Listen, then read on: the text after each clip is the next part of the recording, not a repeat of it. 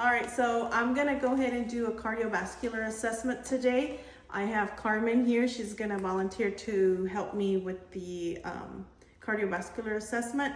Carmen, do you give me consent to show this to my school for educational purposes? Yes. So she does consent. She's over 18, and I'll go ahead and start. So we're gonna go ahead and start with vitals. I'm gonna be checking her vitals, her blood pressure on the left side, and then the right and the left side. So we'll start with her blood pressure on the left.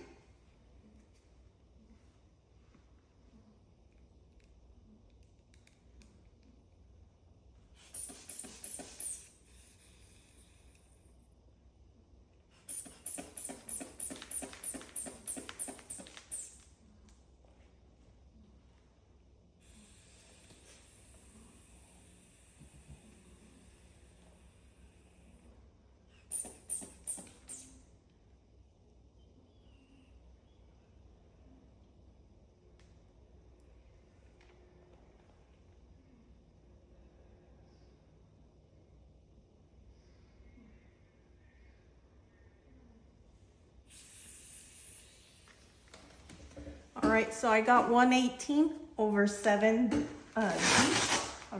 So now I'm gonna do the right side, and I'm gonna make sure that it's not, within a difference of 10.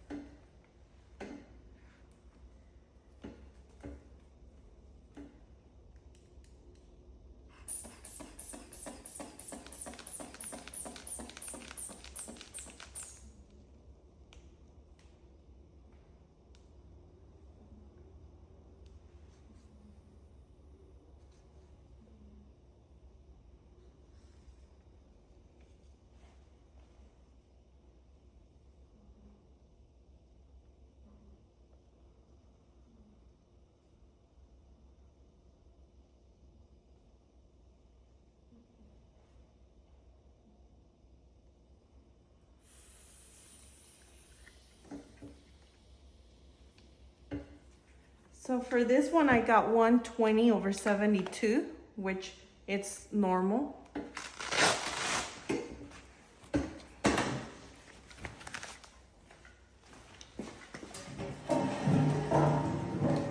Now we're gonna move on to, I'm gonna ask her some questions. Carmen, do you have any history of cardiac disease? No.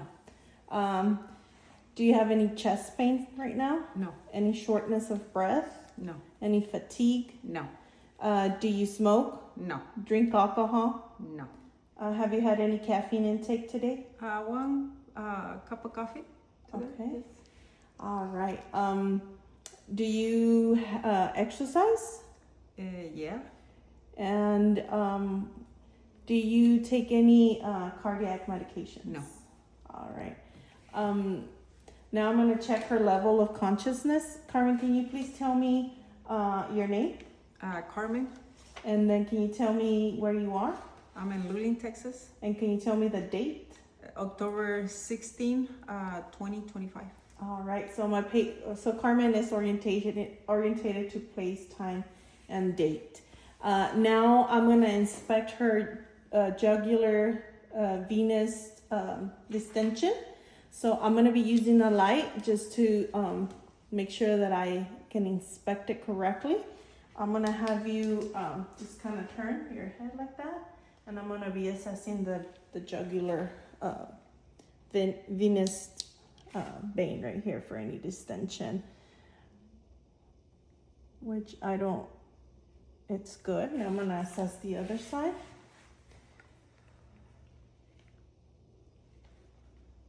All right, and it's good. Now, I'm gonna inspect the carotid pulse. So I'm gonna be using the pads of my finger to inspect the carotid artery. Okay, I'm just gonna be checking. You don't have to move. And I can feel for her pulse, and it's 2+ and strong.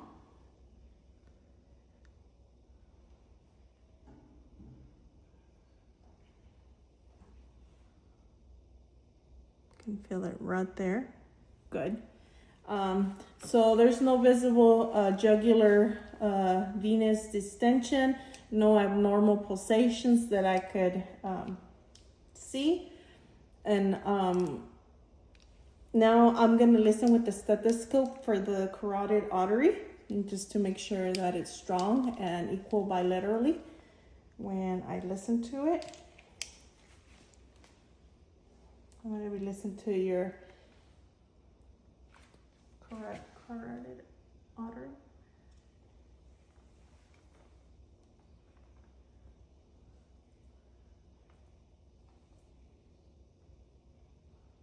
Good.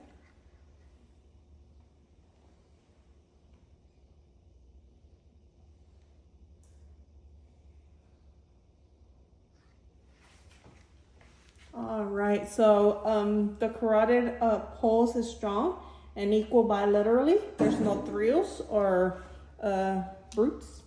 Now we're gonna move on to inspect the precardium for equal pulse. I'm gonna start at the right sternal border at the second intercostal, which is the aortic valve. So right here.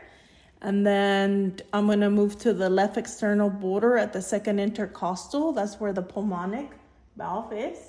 So straight this way on the second intercostal. And then I'm going to move my fingers down to the third, and then the third, which is the Erb's point, and it's on the third intercostal. And then I'm going to move down to the fourth, which is the tricuspid valve. And then I'm going to move down to the fifth intercostal at the fifth intercostal space on the left mid-clavicular line, which is about right here. And that's where the matrial valve is.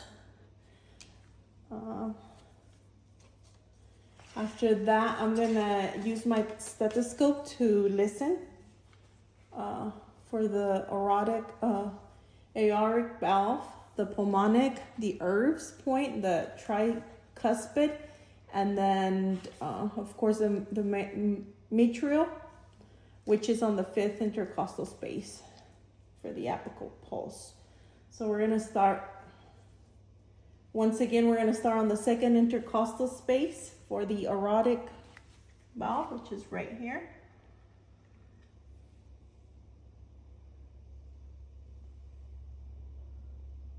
Okay, and then I'm going to move to the left external border on the second intercostal for the pulmonic valve. And here we're going to listen to the lub-dub S1 and S2. And then I'm going to move down to the third intercostal space at the left external border, and that's the Erb's point. And then I'm going to move down to the tricuspid valve, and this is at the fourth intercostal space, left external border. And then I'm going to move down to the fifth intercostal space at the mid-clavicular line. And this is the point of maximal impulse, and this is where you find this is where I'll find the apical pulse.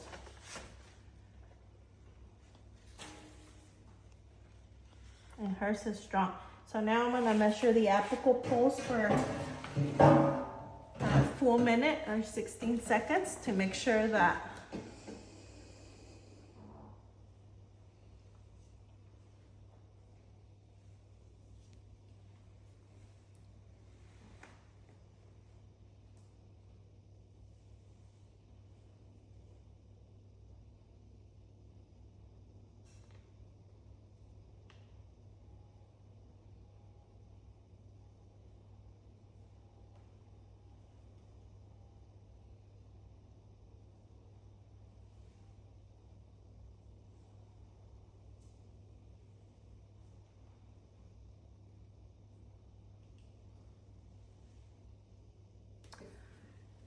all right, so her apical rate is 68 beats per minute on a regular rhythm. Now I'm gonna inspect her extremities for color, temperature, edema, capillary refill, any clubbing. So her color, skin tone is consistent with her ethnicity.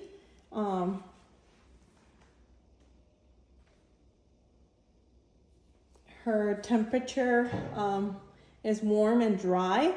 There's no edema. And I'm gonna check her capillary refills.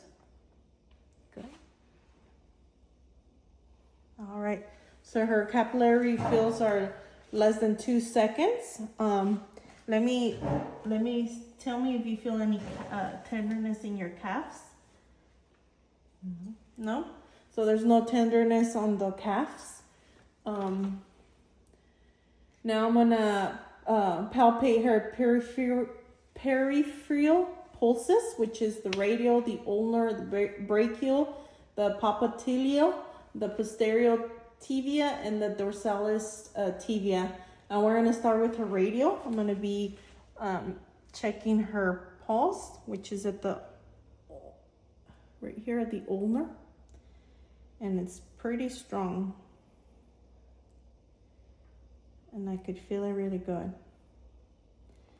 And I'm gonna check on this one.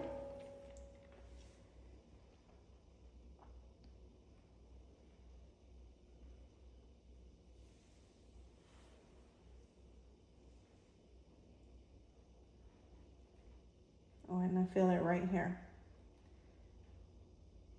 That's her radial. Now I'm gonna palpitate her brachial, which is right here.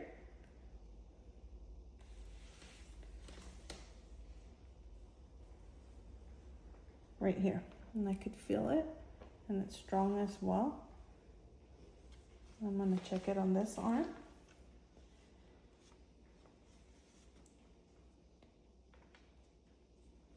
And I feel it right there. And then that's her brachial. Now I'm gonna try to feel it on her popliteal, which is behind her knees. And I'm gonna be using my the pads of my fingers on my both hands to try to feel it.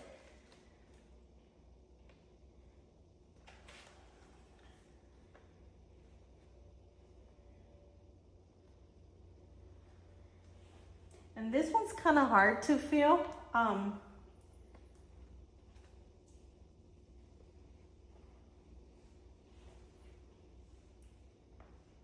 I'm gonna listen to this one on the other leg. Or not listen, but palpate. And try to feel it. All right, and this is her popliteal. Now I'm gonna do the posterior tibial, which is right here. Can you take your shoe off? I need to.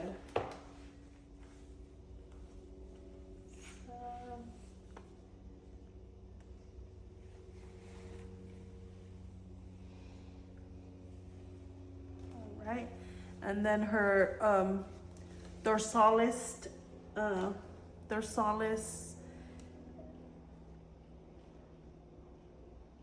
No, that's the posterior tibial, I'm sorry.